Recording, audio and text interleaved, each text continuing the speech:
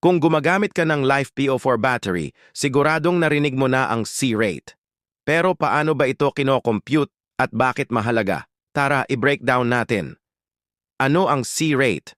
Ang C-rate ay paraan para sukatin kung gaano kabilis mo charge ang battery. 1C equal full charge sa loob ng 1 hour. 0.5C equal kalahati ng capacity kada oras, kaya mga 2 hours bago ma-full. Simple lang ang formula. Capacity in ampere hour times C-rate equal charge current in amps. Kung may 100 ampere hour LiFePO4 battery pack ka, sa 0.5C, 100 ampere hour times 0.5 equal 50 ampere, sa 1C, 100 ampere hour times 1 equal 100 ampere. Mas safe at mas tatagal ang battery kung nasa 0.3C, 0.5C lang ang charge rate. At tandaan, ang full charge voltage ng 12.8 volts pack ay 14.6 volts. Ganun lang kadali. Capacity times C rate equals charge current.